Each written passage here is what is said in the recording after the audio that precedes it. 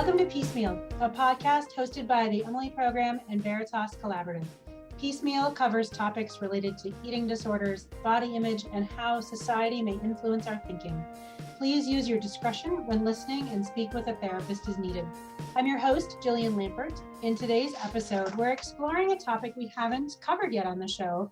That is the intersection between eating disorders and diabetes. We're lucky to welcome two guests for this conversation today. We're super excited to have Nayiri Khatchadourian and Dr. Jaime Taylor, who recently completed a research study related to this topic. So let me tell you a little bit about them. Nayiri is currently a third-year medical student at Oakland University, Beaumont School of Medicine. Her passion for advocating for mental health, along with nutrition and wellness, stemmed from her personal journey and struggles throughout her adolescent years. She is the published author of The Price of Success, Understanding the Cost of Getting a College Degree, a self-help book for high school students preparing for the mental, emotional, and physical aspects of getting through university. She now uses her social media platforms to advocate for all of these topics. Dr. Jaime Taylor is the Director of Adolescent Medicine at Beaumont Children and is the Medical Director of the Hough Center for Adolescent Health. She holds the Nancy Rambo Hough Endowed Chair for Adolescent Health. Jaime is dedicated to the health and well-being of adolescents. Her areas of expertise include chronic disease management, specifically related to eating disorders, as well as female reproductive health. Jaime also has a great passion for teaching and is an assistant professor at Oakland University, Beaumont School of Medicine. We are thrilled to have you both here. Thank you so much for joining us today. Thank you for having us. I'm very excited to talk about this. Excellent. Well, let's start with an introduction to the research that we mentioned. So we certainly appreciate researchers like you and researchers in all fields who help us explore and advance and then apply what we know about eating disorders. And we know that your study involves physicians. So tell us about the study and what it examined. Yeah, so when I was thinking about the sort of research that I wanted to conduct, obviously I'm very passionate about eating disorders and disordered eating behavior. And as a medical student, kind of analyzing physicians was just a very natural flow. And so my question was, patients diagnosed with type 1 and 2 diabetes, they're at increased risk for developing clinical disordered eating behavior. And although the research does support this higher incidence, the impact on their health outcomes, there are only very few studies that have actually assessed physicians' knowledge, attitudes, and training to identify and treat these conditions. So I wanted to see and assess physicians' level of training, their comfort, and their attitudes towards providing clinical care to patients diagnosed with diabetes, and how comfortable they feel in assessing this in this patient population. That is fascinating and really sort of highlights something they could literally experience day-to-day practice perspective, right? They will certainly see people with diabetes, see people with disordered eating patterns, and sometimes those people are the same people. So why was it important, though, to focus on physicians and diabetes? Really tell us more about the rationale behind the study. Why is that all important for us to understand more about? Obviously, physicians are the ones who are very active participants in patients' treatment plan and management, and especially endocrinologists, which is the population that filled out my research. And we have things like family med doctors and different types of physicians who interact with patients with diabetes every single day. And healthcare professionals are trained in treating patients diagnosed with diabetes. So if they are trained in that, then they may view eating disorders and diabetes as distinct problems on opposite ends, but really they frequently co-occur, like you mentioned. So I think it's important to really address that in physicians. The reason we talked about patients with diabetes is because there are multiple components that could increase the risk of eating disorders and disordered eating behavior in this population. The first one is thinking about how closely they need to monitor their food, especially patients with type 1 diabetes who need to take insulin and need to track everything that they're eating to manage their insulin bolus. Closely monitoring your food every single day really increases your risk of engaging in disordered eating behavior. The fact that their eating choices are really restricted now that they have this diagnosis of having diabetes, the fact that sometimes they might feel like they've lost autonomy of selection of certain types of foods, that's kind of the reason they're at significant risk, but the reason it's important to address that in that population is because when you have poor diabetes management, you have poor metabolic control, and that can lead to significant life-threatening consequences like diabetic ketoacidosis. So in this patient population, having an eating disorder or engaging in disordered eating behavior can really be life-threatening at the end.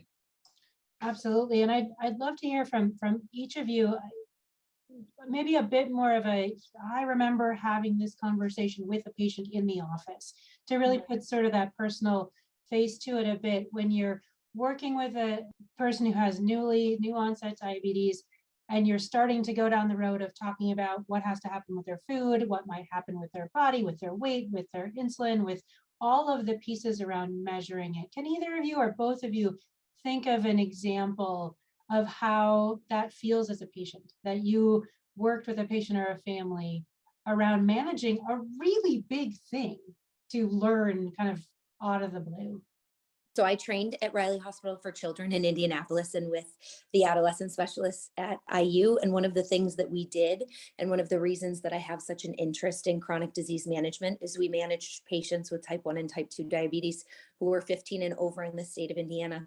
So it gave us a really unique perspective. And then while there, I also worked with patients who were afflicted with eating disorders. And so there was that overlap a lot of times. And then in my particular patient population, throw in the fact that these are adolescents being diagnosed with a new chronic illness, or they've had a chronic illness for a really long time, but now have to take responsibility for managing that chronic illness.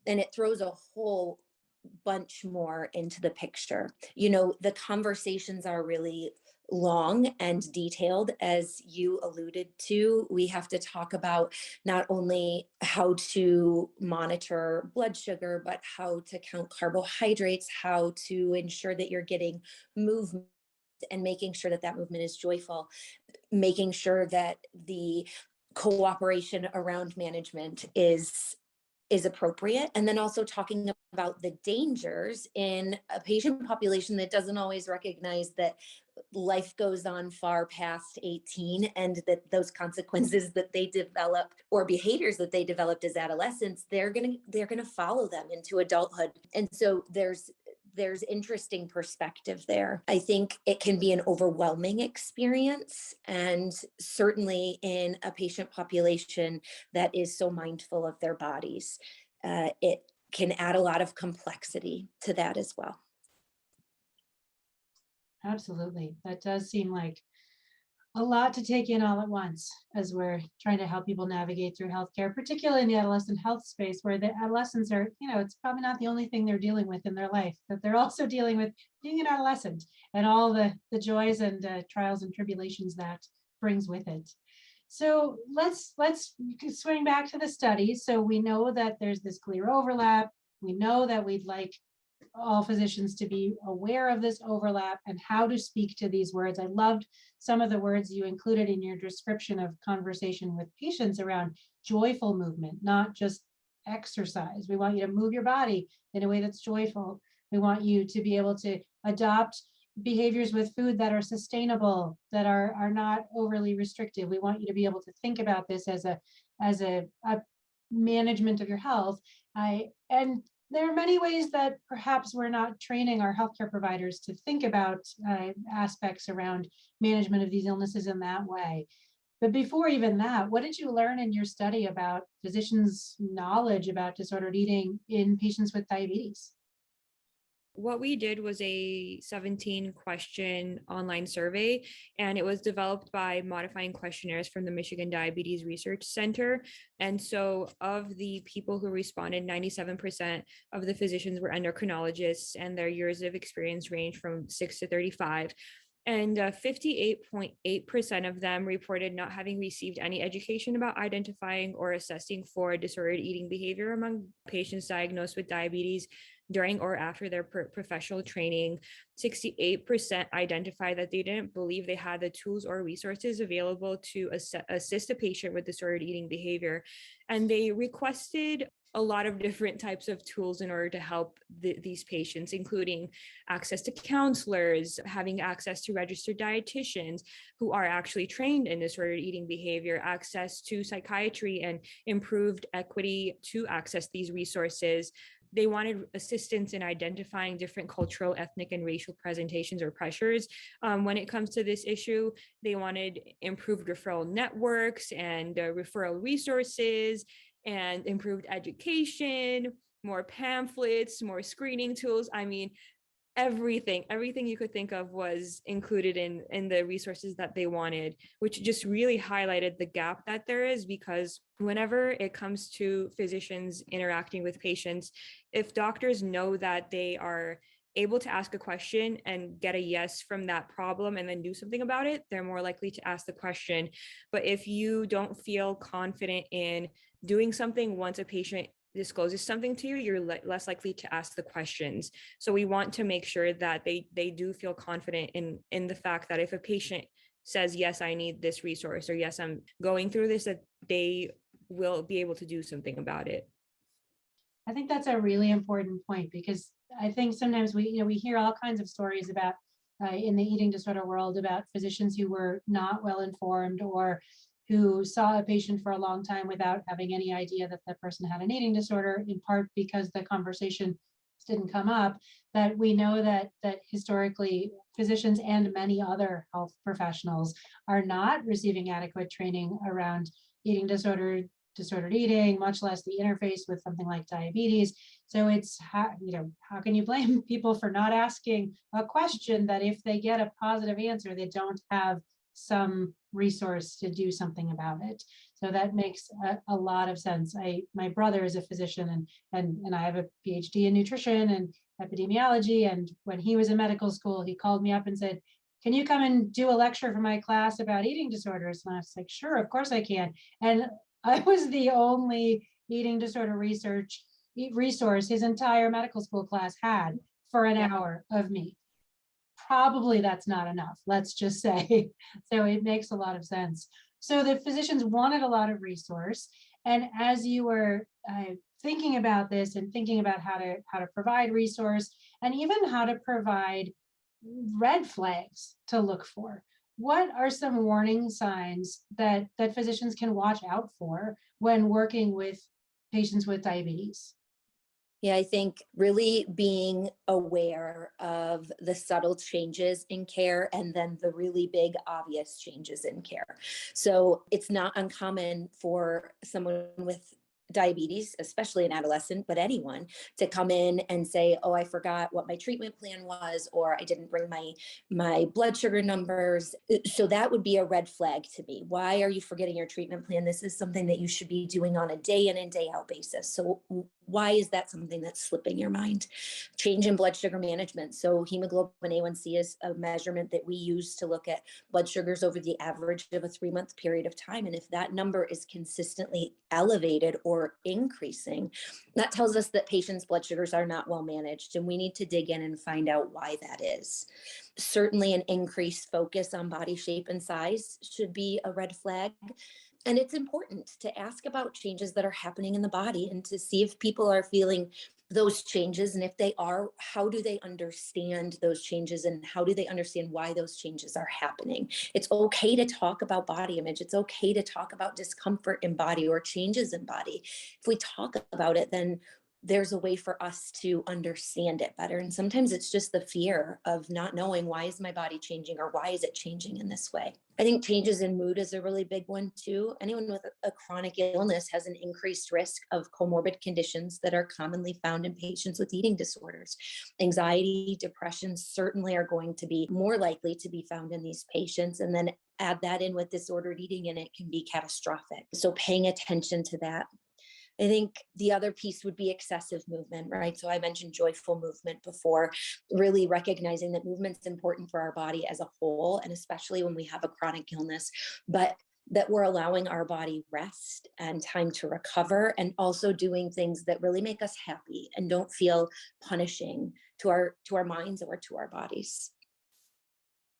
Those are all really great highlights. Say a little bit more, if you would, about the potential health complications. What happens in somebody with an eating disorder and diabetes if one or both are not well managed? What can happen that really fuels this concern from the care providers to say, we really need to help you to find the tools to manage this? Because what are those potential health complications in a bit more detail? Yeah, so Nayiri touched on probably one of the biggest ones that we would see in someone with type 1 diabetes, which is diabetic ketoacidosis. So another one of those things that providers can look out for is increased hospitalizations because of uncontrolled blood sugars. When we have uncontrolled blood sugars, we can have damage to the nerves in our body, mostly the small blood vessels. So we can get nerve damage to the smaller nerves in our extremities. You can see damage to the eyes, right, leading to blindness, and damage to the kidneys as well when blood sugars are elevated over a long period of time. Infection rates can be higher in patients who have uncontrolled blood sugars. So disordered eating, manipulation of medications, these can all lead to higher infection rates. And these patients, we know with this overlap, have a greater or a higher mortality rate because of these consequences of their poor control. And then you add that in a chronic illness with the typical things that we see in patients with eating disorders: bradycardia, passing out episodes, temperature intolerance, amenorrhea, right? So lack of periods and decrease in bone density, and all of those things in conjunction with a chronic illness just put them at even higher risk than some of our patients with, and I don't say this lightly, just the eating disorder, right? Clearly an eating disorder is a significant illness, but add in something like diabetes and it just compounds the problems even more. Absolutely, that makes sense. They're both very significant illnesses, and put together, they are much more than each of the individual ones. So in your study, thinking about what education and training do physicians have and how well prepared do they feel, you spoke a bit about the large sort of basket of things that they could use to feel more equipped to properly screen and to intervene. As people, as yourselves in the medical field, how do you think we can help physicians become more comfortable in this area? Tangible things that we can do to really improve the comfort level so that we feel more equipped to ask and meet the need if the answer is yes.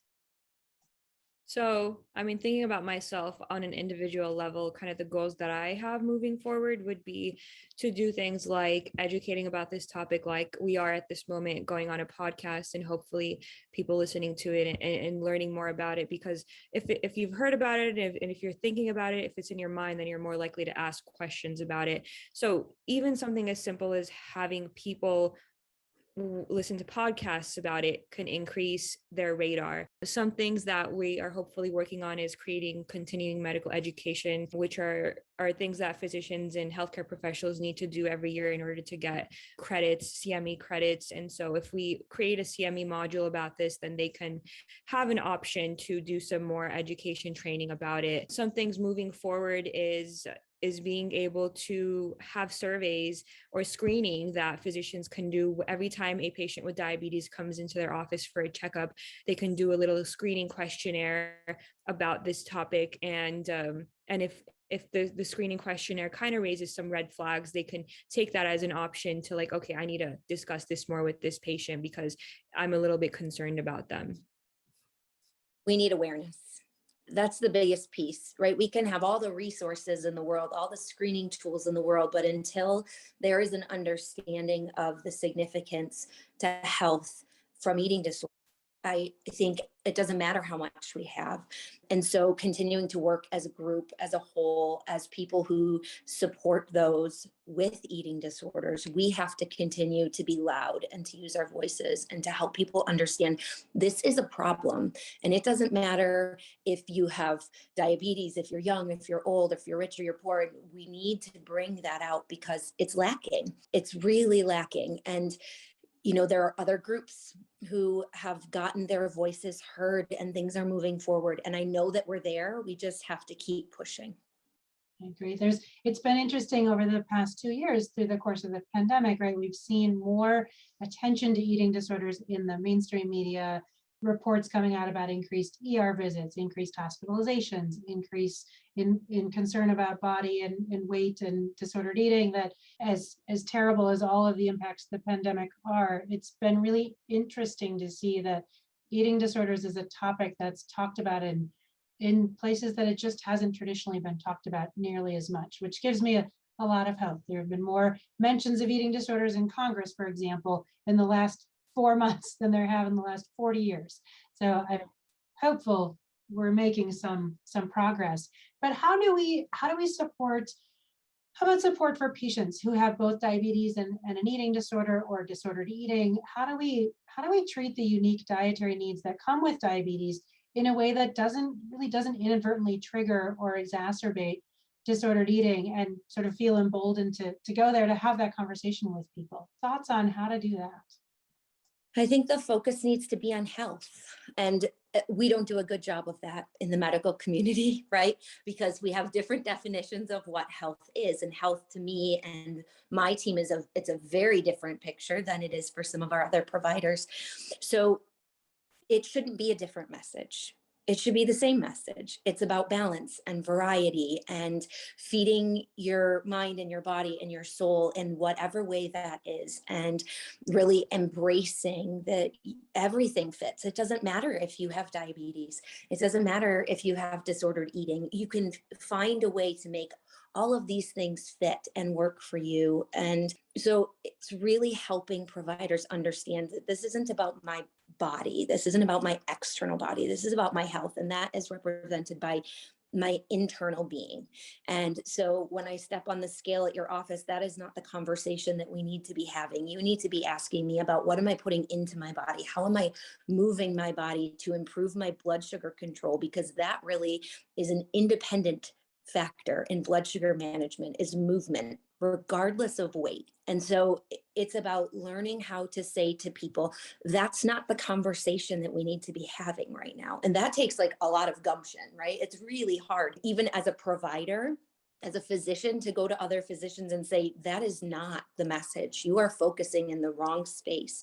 But if patients can find that voice, like, holy moly, we could make huge strides in defining what health is and getting everybody on the same page. Yeah, I agree. And to just add on to that, one thing I like to think is that shame never inspires someone to do anything positive. So the focus should never be on shaming the patient about their weight, or they haven't been managing their glucose levels so well this past week or whatever. The focus needs to be on how can we help them eat a nutrient dense diet while managing their comorbid conditions? How can we help them have positive attitudes about food intake, even though they have to restrict it in some sort of way or really micromanage what they're eating every second of the day?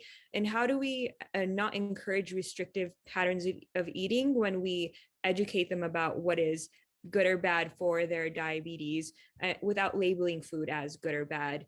It really all comes down to just including this integrative approach. You can't just have one provider take care of that patient. Endocrinologist is just as important as a registered dietitian, as a diabetes educator, as a therapist. So really advocating for your patient to have all those resources and taking care of their condition in a multidisciplinary approach is very important. Yeah, it strikes me that you're saying a lot of the, we're right there with you around, weight is not a behavior. Weight is just a measurement. And so if we continue to talk to people about changing their weight, that's not a behavior. And you outlined, Jamie, you went down the list of actual behaviors, right? There are things that we can do to promote our health, where there's eating and moving, and I would throw in sleeping, right? There's another great behavior and health dimension that we can pay attention to. And of course, coping. That is so important. Do we have the skills to cope? That if we can help to pivot this, what feels many days like a very large ship, if we can pivot it to, instead of thinking about weight and health as equivalent, weight's not a behavior. Eating, coping, moving, sleeping, those are behaviors that we can actually focus on. So we can get the conversation off of the weight and what the body is measured on a scale into what the person's actually doing with the resources they have, we're really more likely to get a much better outcome on all the dimensions you're talking about. Absolutely. And I think, the pivot seems big, but if we have lots of people helping to pivot, then the work is lighter. And so it really is about this piece, the education piece, coming on your show and doing this conversation or giving a lecture, or for those of us in the eating disorder world, whether it be the mental health aspect, the therapeutic side, or the dietetic side, or the medical side, really working to teach those who are learning from us this terribly important message, and then letting them go out and help spread that message. And that pivot will happen much easier. Absolutely. I'm curious, Nayiri, in your experience with your fellow med students, how do you hear this conversation among fellow students? We hear Jaime's conversations as a provider, and that can be, a little tricky at times. How about as a student with your fellow students? I think that because of my passion, my interest in this topic, for years I've read about it and I've learned about it. So I find that I'm always the advocate about how, like Dr. Taylor talks about, weight is not the end all be all of someone's health. And in a lot of our lectures, we learn about how being overweight has negative health consequences. And I think that if you're not really interested about this topic, you're just like, oh yeah, okay, you're right. And like, you move on, you learn about it and you move on. But then like, I find myself always asking questions and like really having some pushback about topics. And that really encourages my classmates to also engage in the conversation. And they all know me and my interests. So they're like always ready for Nayiri to say something like about what we're learning. So I think that if I wasn't in the class, I don't know if we would even be having that conversation. If you've never gone through it, if you've never interacted with it, you don't really get it. So you need to have an advocate in every aspect of whatever we're talking about. Absolutely. Well, we're thrilled that you're an advocate. That is an amazing thing. Both of you are, because it is really all about changing the conversation. And if we don't do it, who will? Right? It just takes one voice to energize others sometimes. What about, where do we go next? Have you thought about any additional research? At the end of your study, I imagine you put forth suggestions for what happens next. What would you, if you could wave your magic research wand, what would you like to see next about additional research or sharing of what you've learned? I think, like Dr. Taylor said, what we want to do moving forward is really having these conversations in every space that we go into. And I'm actually going to also be presenting this research at the American Diabetes Association. So that's kind of my next step, about talking about this topic to like actual physicians who are going to be interacting with patients. So I'm really excited about that. But moving forward, I know that this is something that I'm always going to be talking about. I'm interested in applying to a psychiatry residency. So I'm going to be interacting with patients, going through this every single day. So that's where I want to take it. Hopefully we can do like a continuing medical education program to be able to disseminate the information to a lot more people. Yeah, and something that provides ease, right? As physicians, as providers, we need something that's quick, that's easy, and that it's expected, right? So every patient in primary care gets screened for depression with a 2-question screener, and it happens at least annually. And we're checking, hemoglobin A1Cs on our diabetic patients every 3 months. So this needs to be something that just gets added in. It's 2 questions or 3 questions that are validated, that then we can say, this is a patient that you need to be concerned about. And that's something, an MA can give them the paper, they can fill it out while they're waiting for you. So that's not extra for a physician. And that's really important. Like, how quickly can we do this? How can we add it in seamlessly so we're not making more work for people, but we're helping them do their job better? I agree. I think that incorporating patients' mental health should be a standard of care in diabetes management. That's basically the goal. Absolutely. I know that many of us in the world of eating disorders were a bit disheartened this past week when the U.S. Preventative Task Force came out with this sort of recommendation that there wasn't enough evidence to recommend universal screening for eating disorders. And it sounded a bit like, well, then we shouldn't screen. And of course, those of us in the world of caring for these folks said, no, we need to screen. And I think it's important to keep talking about how even those very likely well-meaning pieces of information out in the available to the public can get misinterpreted to say that these are not problems and that we don't really need to be thinking about it. In fact, we just don't have enough data to demonstrate the degree to which these are problems. So I think it's one of the beautiful aspects of your study. It is more data to demonstrate that indeed these are issues we need to be really attending to, that in absence of evidence doesn't mean an absence of doing something that we know needs to get done. Yeah, just look at BMI. Right. That's like a whole other conversation, isn't it? Right? We can go on and on and on. I mean, the way in which medicine progresses and the way in which we think about things really changes over time. And yes, the USPSTF is very important in our recommendations for screenings and guidelines, but they're one voice. And right, there are lots of other voices. And as physicians, as clinicians, that is part of our job, is to take that information and say, thank you. But what I see in my practice is this: we don't do universal screening for syphilis, but in areas where syphilis rates are significantly elevated, that changes the game completely. And so taking that information, I think, is so important. How do we look at that information and what does it mean? And as lay people, not in medicine, it's really hard to know what that information means. And so I think the task force and those like them have a real responsibility in the way in which they present their recommendations. And what does that mean? Because when other people read that information, they need to have a very clear understanding that it doesn't mean that this isn't important. It doesn't mean that this isn't something we need to focus on. It's just that there's not the data there. I often liken that to, I'm pretty sure, I could be wrong, but I'm pretty sure there's not a published study that says we should use a parachute when we jump out of a plane. But I'm also pretty sure that any of us jumping out of a plane would use a parachute, even in absence of data. True story. So, well, anything else you would add on this topic, or anything else you would add that you haven't had a chance to say yet that you really think is important to share?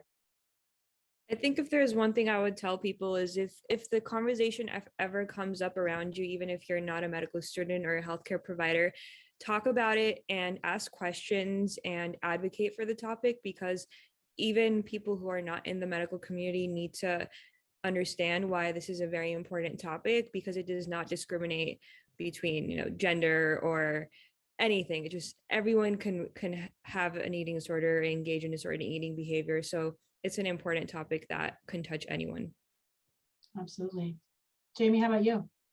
I just think about all of the people who are listening to this podcast and how important they are and how their desire to learn more can be contagious, and that I'm so excited that they have this resource to be able to take this information to support themselves, their loved ones, and then to take it out in the community and spread this knowledge like wildfire, because it's going to take a whole team to make these changes. And, that ship will shift. It just needs a lot of energy behind it.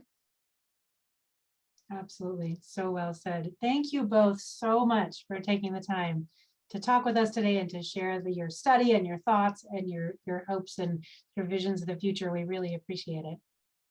Absolutely. Thank you so much. Yeah. You're welcome. If you enjoyed today's episode of Piecemeal, please subscribe, rate, or leave a review on Apple Podcasts or wherever you listen. Learn more about us at emilyprogram.com and veritascollaborative.com, or search Emily Program and Veritas Collaborative on social media.